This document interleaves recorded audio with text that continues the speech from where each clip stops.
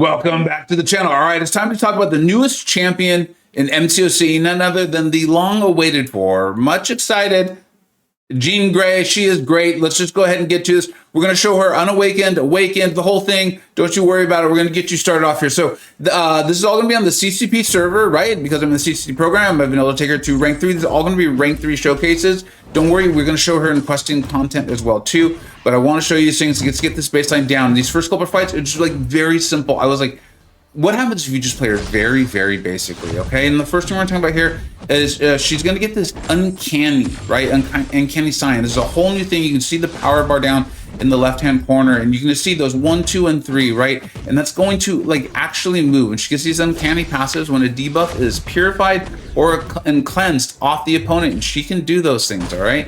You're going to see that that's going to move. We're going to get the uncanny passes, and it's going to reduce the amount of power consumed by specials by the given potency, and that allows them to be activated at the reduced power. Now, that was the second tier Atuma. It was about 500,000 health. It's a rank 3 Jean. And so in these sorts of matchups, she just pops off. She's very good outside of these. So that's great. I love that sort of thing. But in her really super targeted matchup, she pops off. Now I'm going to show you how this works against cleanse. Also, she has this shield mechanic, and I want you to see that because I'm going to use my parry to get the cleanses off. But then at some point, she is going to land a bleed, and you see that right there, right? It happens when she hits into the block, and you can see we're ticking down, but it's actually the force field that is taking that damage. Now you want to be careful with that.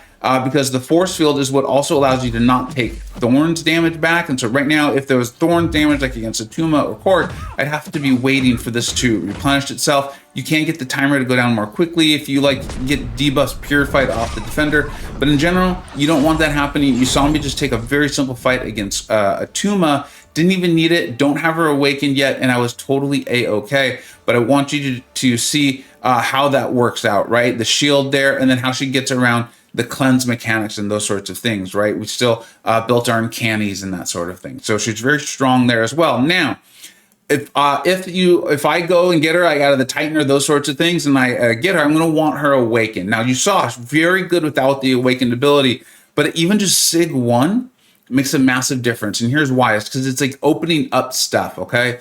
First bullet point, while Jean's force field is active, using the parry mastery instead inflicts a 1.5 second stun, all right? Now remember, you've got to have the force field active. I actually thought she was slightly bugged for a minute because like I was having my stuns not stay, right? They weren't turning into the passive, but I realized it's because I had lost the force field. So make sure that like that's a big part of what she does there, right? Damage reduction, you saw it come in pretty clutch. It's coming clutch in a couple more fights. Then bullet point 2, increased control over her mutation, allows Jean to retain 1 uncanny passive. Remember, that's what's allowing her to throw those specials, get to them faster, they cost less.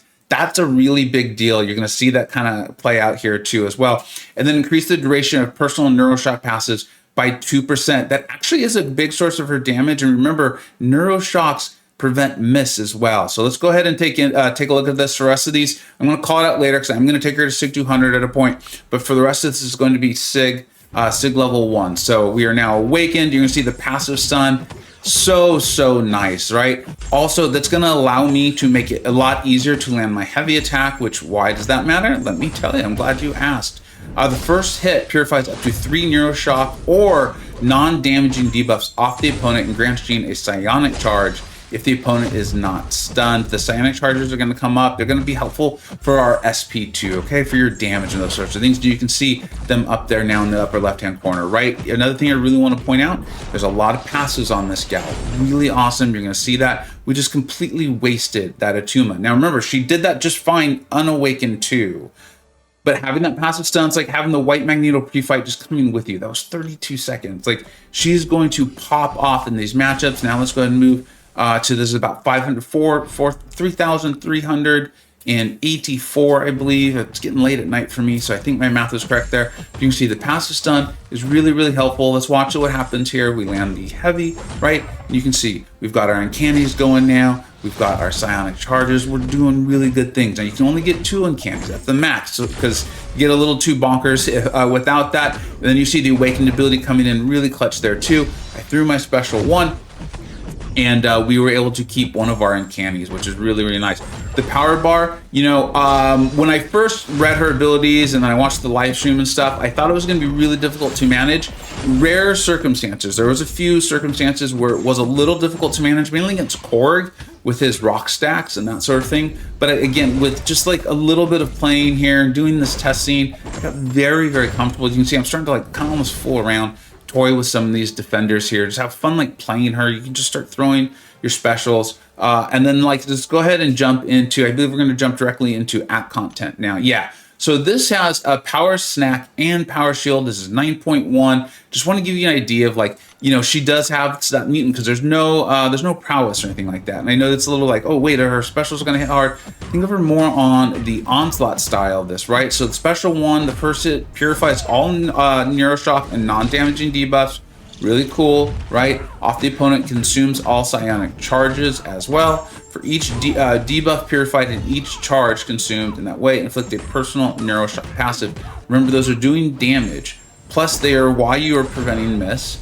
Additionally, the passives last longer and do more damage. So you really do want to get your passives going if you can. And remember, our awakened ability is going to allow them to last longer as well. And then you can see the special 2 still able to really take advantage of nodes like power, shield there that are enhancing your special damage. On activation, you're going to inflict a non-stacking 35% daunted passive for 20 seconds. Each hit deals a burst of 2004.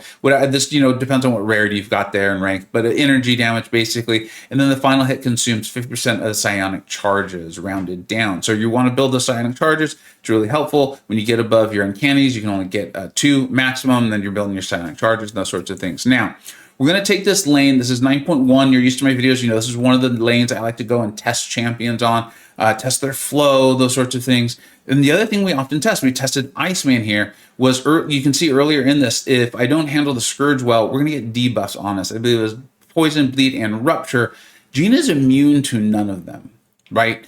But she's got that shield mechanic. We showed that earlier with shield. Additionally, this has arrogance, which is one of the things that can really interrupt a champion's flow, right? This is something to do.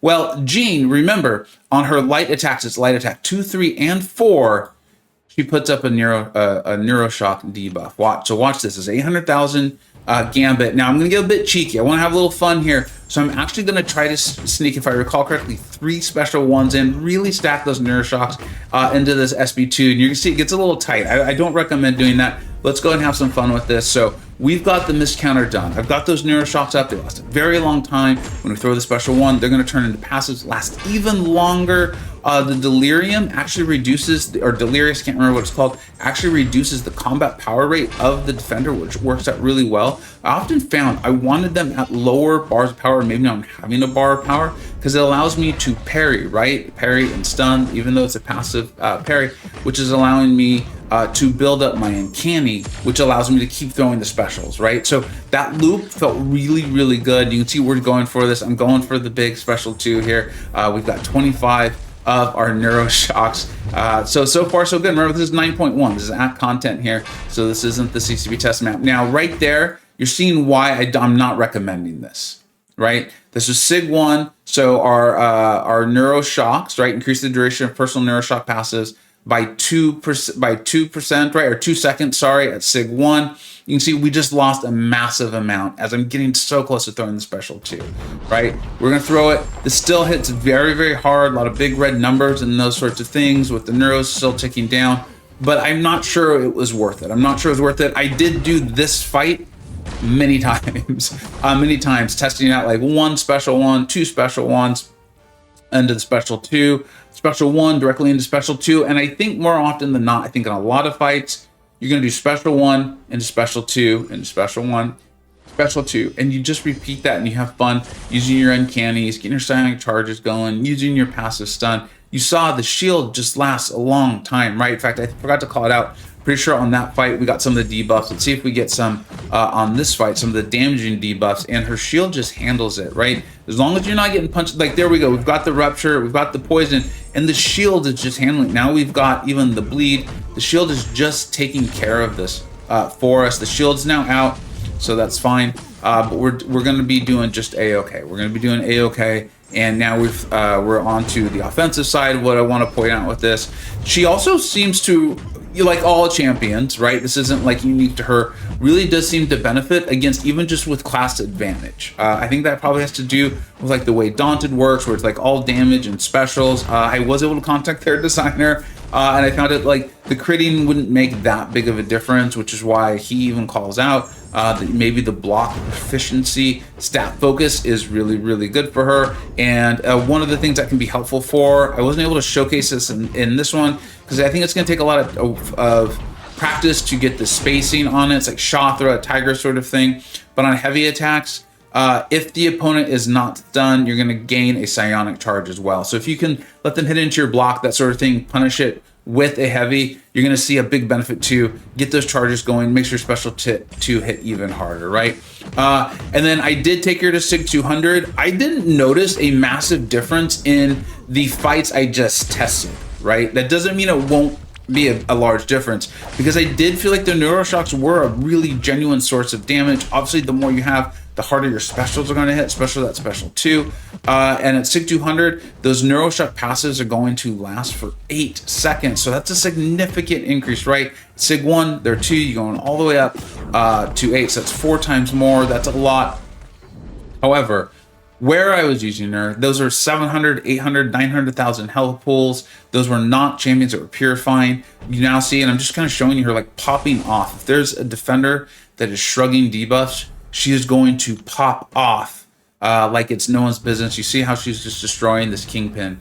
Now, as far as placing her on the tier list, on the initial tier list, I'm going to show it to the Illuminati, right? Not all of them are in the CCP, so not everyone's be able to see this footage and that sort of thing. But as far as me personally, and I feel pretty good about this, she is solidly in our second tier. Remember, we rate champions very conservatively, and champions even in our third tier are like some of the best champions in the game. We really want everyone to see like how great so many champions are that can help you clear content and that sort of thing. And she's going to be solidly in the second, and that's with the PvP modes and without the PvP modes. She's going to be a phenomenal quester. She can get up a counter to miss almost immediately, like within her second attack, her second combo. The second light, she's got it up. A lot of passes on her side. She handles shrugging. She's got the passive stun, look like having the white Magneto pre-fight just coming along. When you've got her force field up, which helps you with damaging mechanics, but then also you've got the passive stun, and then you've got handling of the thorns, the damage, the physical damage back. Remember, this isn't the same as a Tuma. This is like Dazzlers, right? That is a very powerful package. She can throw specials more quickly and more efficiently than anyone, so she's cycling through her specials. So nodes that are asking you to throw your specials do damage. A lot of her damage is red, so damage caps aren't going to hurt her nearly as much as they would some of these champions that typically have massive SB2 cash outs. This is someone who's very high meta score because of Tuma, Korg, damage back, thorn mechanics in general, which is something that Kabam throws at us through nodes and defenders frequently. I really like her. She's good unawakened. She's even better awakened. And then I think you're happy when you pull her. I don't think I will be putting 6 stones into her should that happen, but I won't be upset when I pull her because it's going to make a damage source of hers even stronger. I am a big fan. I think she's going to be someone who is extremely relevant, obviously now, and then even more into the future because she seems to be answering a lot of the things that the skill class is asking mutants to do, and that the game in general is asking mutants to do. As usual, let me know what we think we got right. Let me know what we think we got wrong. Thank you so much for watching. Take care.